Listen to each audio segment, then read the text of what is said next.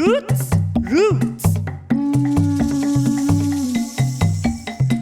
Binale Jogja 16, 2021. Indonesia with Oceania.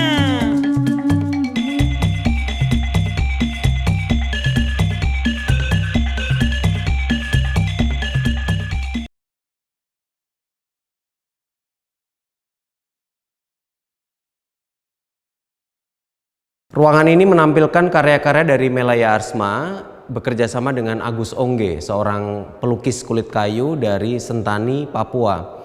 Melaya Arsma, seorang seniman senior yang lama berkiprah di Yogyakarta, memang memiliki fokus perhatian pada bentuk-bentuk pakaian dalam karya-karya dia sebelumnya.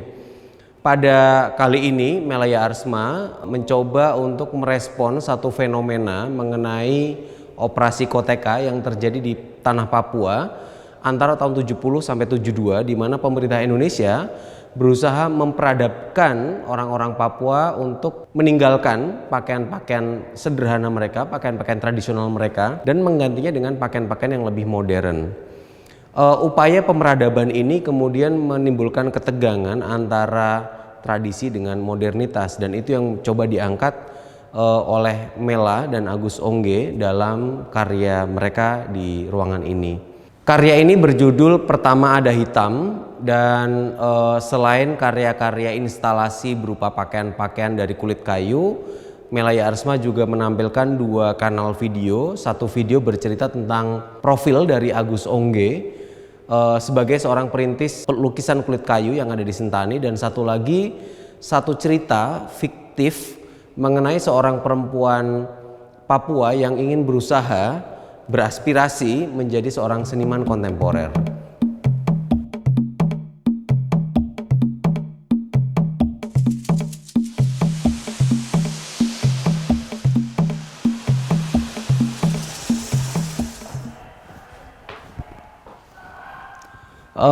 Ruangan ini menampilkan karya dari seniman Yunike Nugroho, seorang seniman perempuan yang mengeksplorasi karya-karya berbasis botanical art. Untuk Biennale Jogja 2021, ia menampilkan satu karya mengenai Nepenthes hamata, sebuah tumbuhan yang banyak ditemui di Sulawesi bagian tengah, yang di alam sebetulnya ukurannya cukup kecil dan manusia bisa menginjaknya dengan mudah.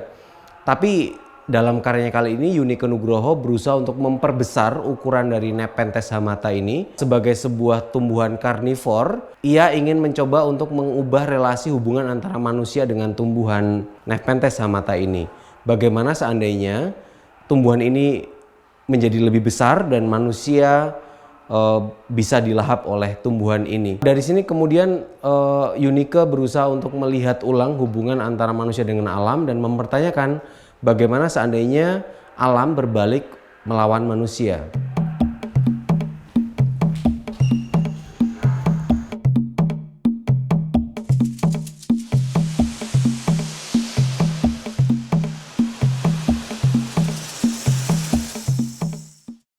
Karya Salimah Hakim yang berjudul Her Story, If Knowledge is Power, menawarkan pengetahuan yang berbeda dari yang didokumentasikan oleh publikasi Arus Utama, terutama dalam bidang ilmu pengetahuan antropologi. Evolusi manusia selalu digambarkan dengan gender laki-laki, sedangkan manusia perempuan tidak pernah terbahas di dalam publikasi penelitian tersebut. Karya ini merupakan pengembangan dari proyek Salimah Her Story di tahun 2019. Bagian yang di tengah ini merupakan karya seri pertama, sedangkan sisanya adalah karya yang baru digarap oleh Salimah untuk Biennale Jogja 2021.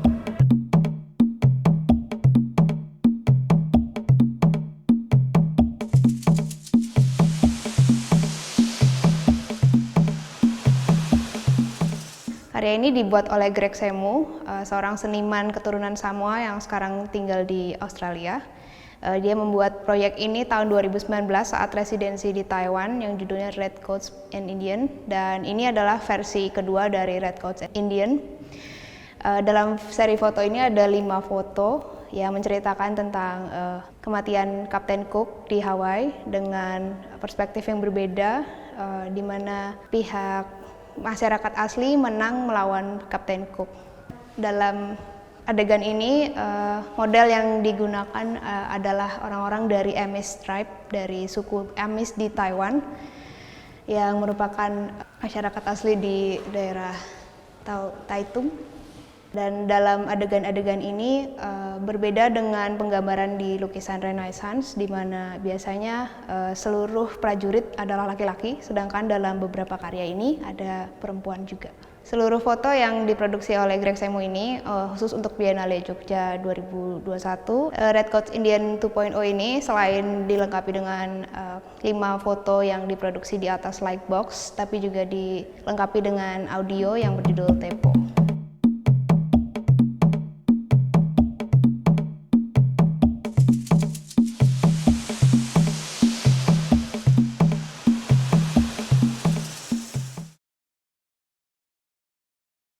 Ruangan ini menampilkan karya-karya dari Mas Mundari atau Sriwati Mas Mundari. Dia adalah seorang pelukis damar kurung yang berasal dari Gresik. Damar kurung adalah sebuah lampion khas Gresik yang biasanya muncul di depan rumah-rumah warga saat bulan puasa tiba. Sriwati Mas Mundari cukup dikenal di publik seni rupa Indonesia ketika ia mulai berpameran di Bentara Budaya Jakarta pada tahun 87, dan ia juga mengakhiri pameran terakhirnya di Bentara Budaya pada tahun 2005. Ini adalah kemunculan pertama Sriwati Mas Mundari dan arsip-arsip tentang dia setelah 16 tahun berselang.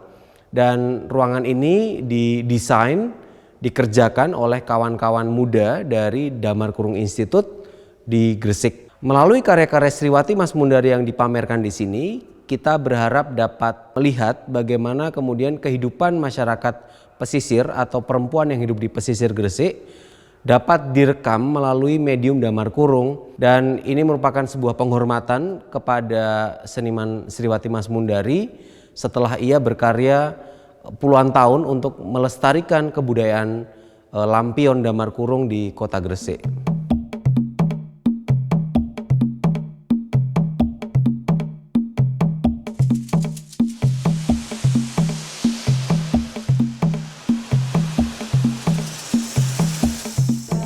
Karya Ersal Mamit yang berjudul Apa Kabar Banda Neira hari ini berkelindan tentang isu pala yang menyebabkan banyak kejadian pembantaian di Banda pada 300 tahun yang lalu saat penjajahan VOC.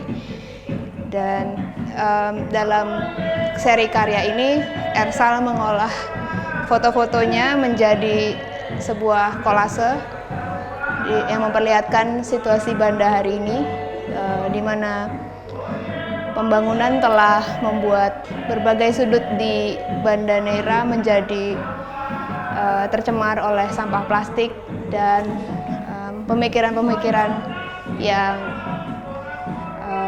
menghapus nilai-nilai lokal dari Ambon.